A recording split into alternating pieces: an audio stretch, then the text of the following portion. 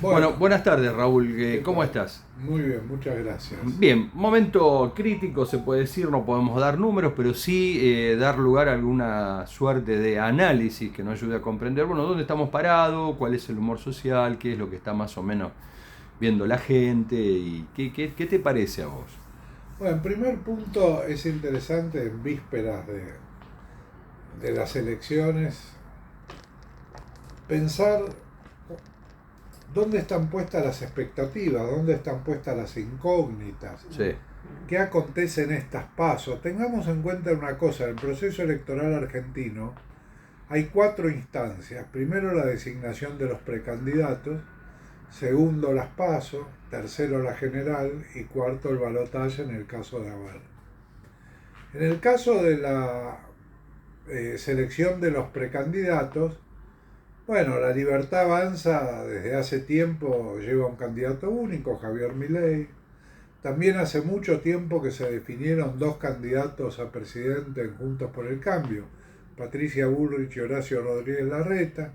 Los radicales que decían que jugaban, no jugaban, finalmente van de candidatos a vicepresidente en las dos fórmulas.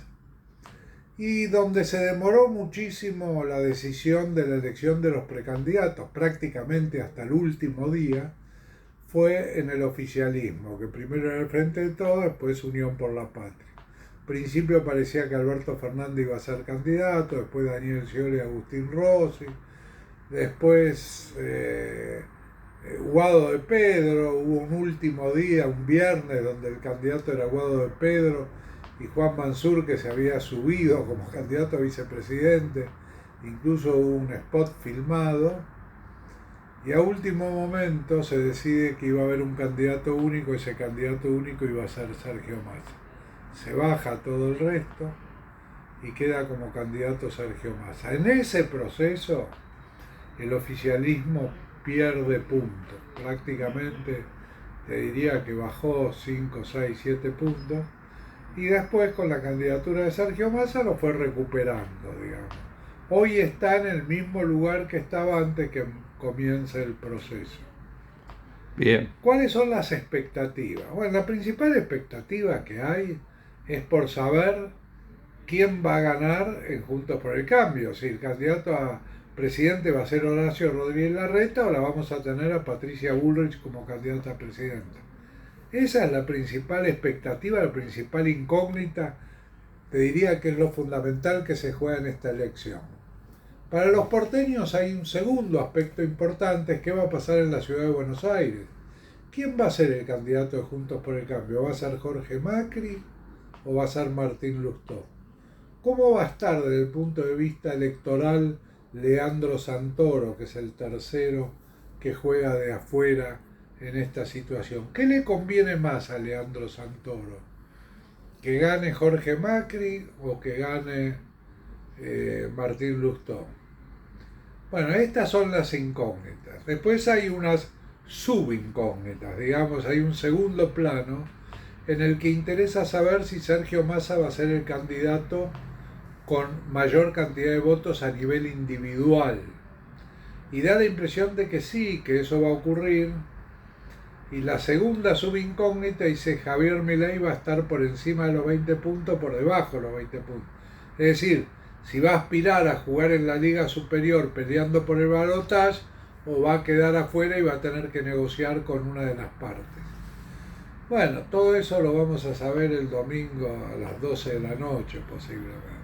bien. Sí, hay por allí, viste, comentarios respecto de la gobernabilidad, se ven situaciones vinculadas a la economía, uno habla con economistas e incluso algunos diputados nos dijeron todo esto de lo del dólar de ahora, es una corrida desesperada de parte de algún grupo pequeño de ahorristas que lo están llevando y después se cae.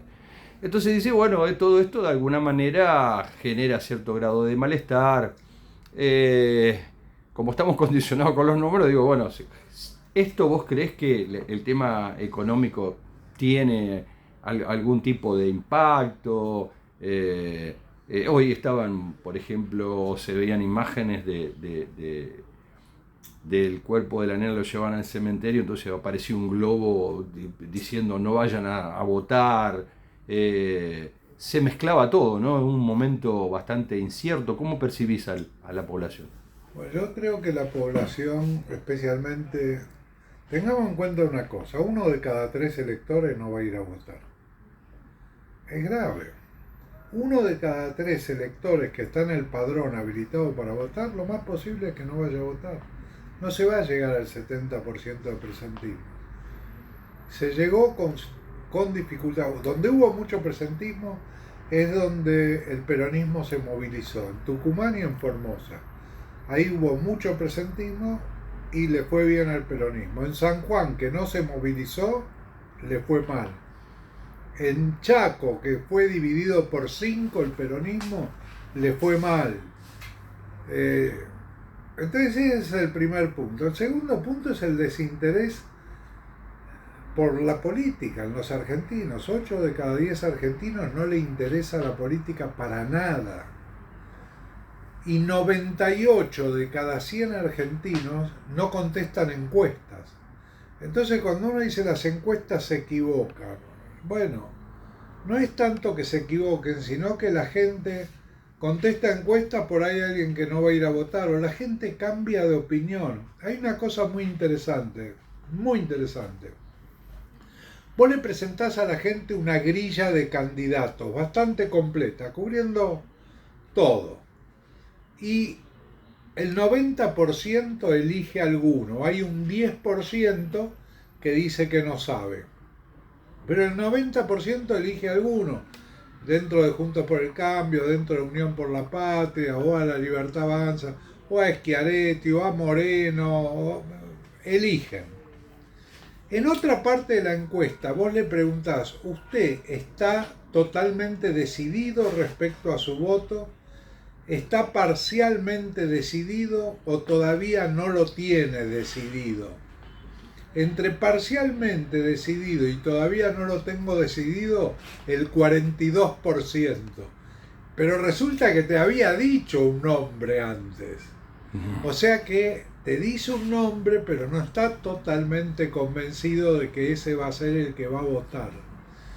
Hay un fenómeno que se conocen los últimos 15 pasos antes de llegar a las boletas. Te asombraría saber cuánta gente decide en esos últimos 15 pasos. Lleva una idea, pero la decisión la toma ahí.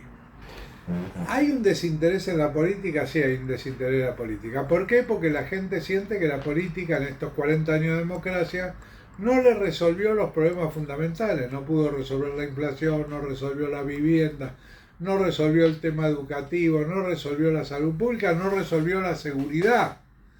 Entonces, bueno, cuando votaron a Alberto Fernández con el 48% de los votos en la general, había una gran esperanza en esa gente. Bueno, la mitad de esa gente está decepcionada. Entonces, ahí es donde aparece la fortaleza de Milei, la casta. Digamos, los privilegios de la política. Y la gente los tiene muy identificados cuáles son los privilegios de los funcionarios políticos. ¿Y sabés lo que llama poderosamente la atención? Que en todo este proceso la política no ha resignado un solo privilegio. Claro. Entonces, bueno, la gente está un poco decepcionada. Cuando hacías alusión de esto de, entiendo que estás sintetizando la idea de que la democracia en 40 años no le resolvió nada. Yo me pregunto en voz alta, ¿no? Digo, ¿será la democracia? ¿Será la calidad de democracia que tenemos? ¿Será que...? Porque me pregunto, ¿qué de parecido puede tener esta instancia electoral a otras que pasamos? Si no es que discutimos o puntualizamos y nos focalizamos y vemos que hubo proyectos que duraron políticos 4 años, no fue reelegible, le pasó con Macri, pero hubo otros proyectos que fue 3 veces reelecto y donde parece ser de que algunas cuestiones no eran iguales a las de otros gobiernos. No, indudablemente que si uno, digamos, toma gobierno por gobierno, hubo gobiernos mejores que otros. Yo en particular creo que el gobierno de Néstor Kirchner en este periodo de democracia ha sido posiblemente el mejor de los gobiernos. Pero bueno, no alcanza haber tenido un buen gobierno en estos 40 años de democracia. hace falta algo más que haber tenido un buen gobierno. Y vos fijate una cosa, hay algo que es terrible, que es el hecho de que la Argentina cada vez tiene más presupuesto para desarrollo social y cada vez hay más pobres. Sí, o sea, digamos, primero la pobreza y después el presupuesto, o el presupuesto por la duda, porque parece ser de que... Hay un problema indudablemente de ineficiencia, hay una gran confusión respecto al Estado, digamos. Yo recuerdo durante la época del proceso, decían, el proceso militar, que tuvieron encima la suerte que Proceso se quedó como nombre cuando fue una dictadura sangrienta, digamos, habría que llamarlo de otra manera, no Proceso. Uh-huh. Fue una dictadura sangrienta con 30.000 desaparecidos, y bueno, horrores que pasaron. Decían, no me acuerdo si era en esa dictadura o anterior, en la de Onganía, que decían hay que achicar el Estado para agrandar la nación. Alzogaray lo empezó eso, sí. Pero lo profundizó el 76, sí. Lo profundizó, bien. Efectivamente, este Estado, yo no lo pongamos en términos de grande o chico, es un Estado ineficiente. No puede resolver los problemas. Es un Estado gobierne quien gobierne, le cuesta resolver los problemas. Y hay una confusión respecto, si vos convertís el Ministerio de Educación en Secretaría de Educación, le estás quitando el rango de ministerio, le estás quitando importancia a la educación. Yo te voy a traer un solo ejemplo. La mejor comunicación de gobierno que yo recuerde que he estudiado ha sido la comunicación durante las presidencias de Juan Domingo Perón con el primero y segundo plan quinquenal, con recursos que eran la radio y el cine y los diarios que tenían importancia. A cargo de la comunicación había una persona que se llamaba Appold. ¿Sabés qué era Appold? Subsecretario. Claro. Y no era menos que ningún secretario de comunicación posterior. O sea, no es el título lo que te da la capacidad de realización. Es la persona y los recursos que pones a cargo de esa persona. Y yo creo que el Estado necesita una gran reforma. Creo que se vienen reformas. La justicia necesita una... Bueno, en Rosario es claro que hay un problema con la justicia. No es solo el problema con la gendarmería o con la policía. Hay un problema con la justicia también. Necesita una gran reforma a la justicia. ¿Hace falta una reforma laboral? Sí, hace falta una reforma. No la reforma que piensan por ahí la derecha, pero una reforma dada una cantidad de nuevas tecnologías que han aparecido y nuevas situaciones. Vos fijate que la empresa hotelera más grande del mundo, que más habitaciones tiene para ofrecer por internet, no tiene un solo hotel.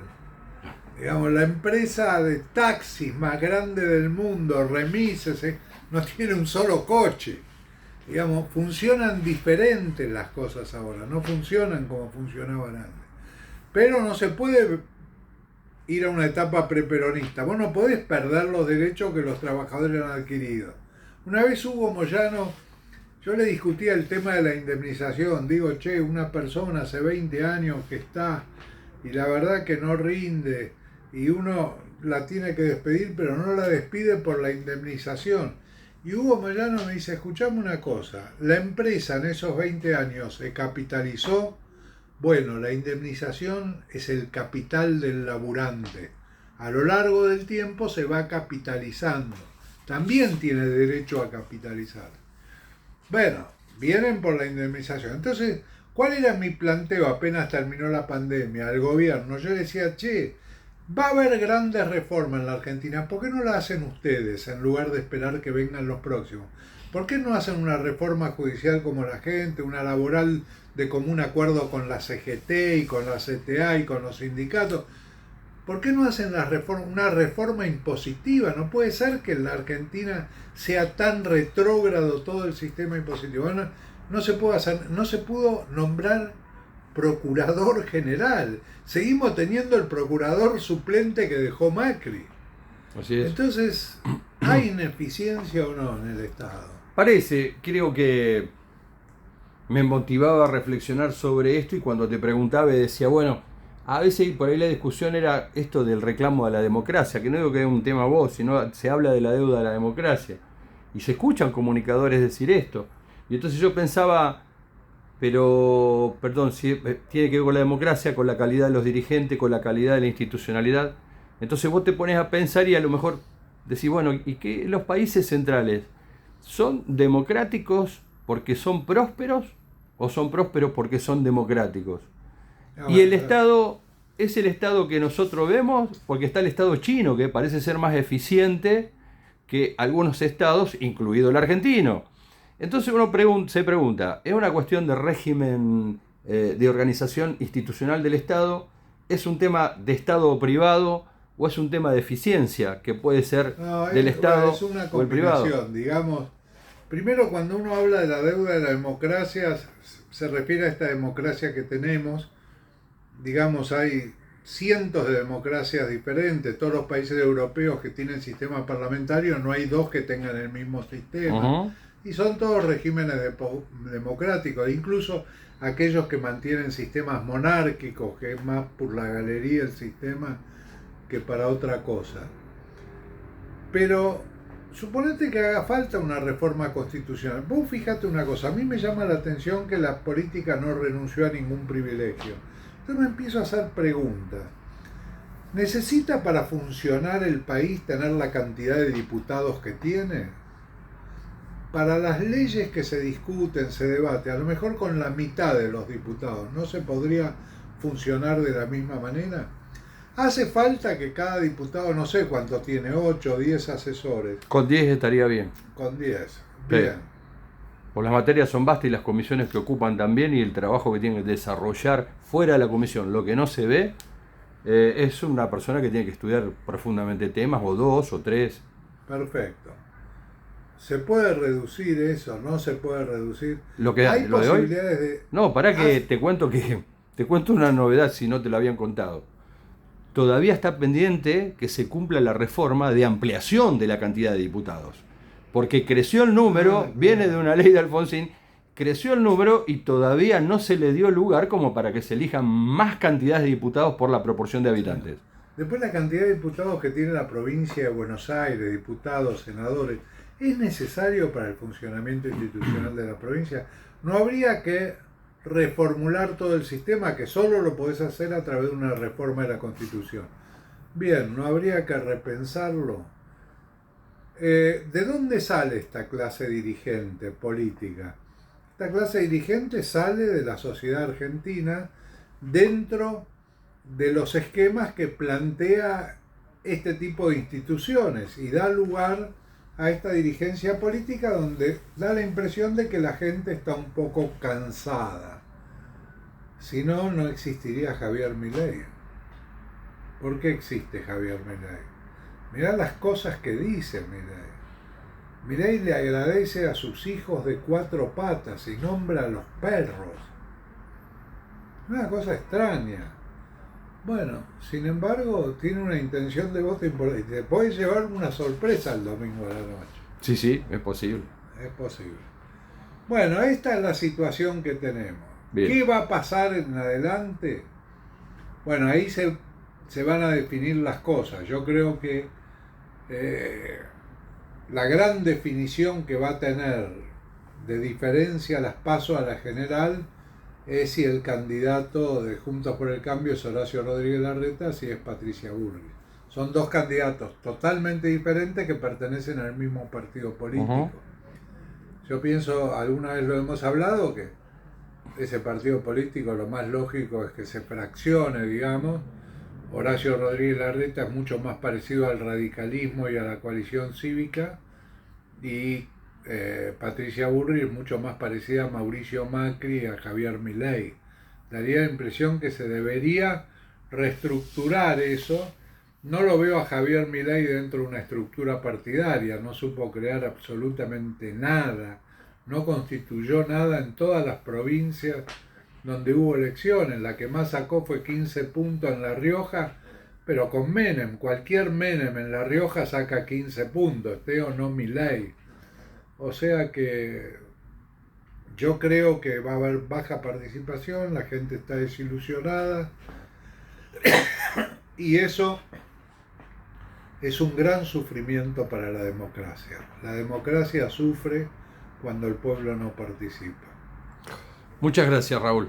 No, al contrario, Buen gracias cierre. a ustedes.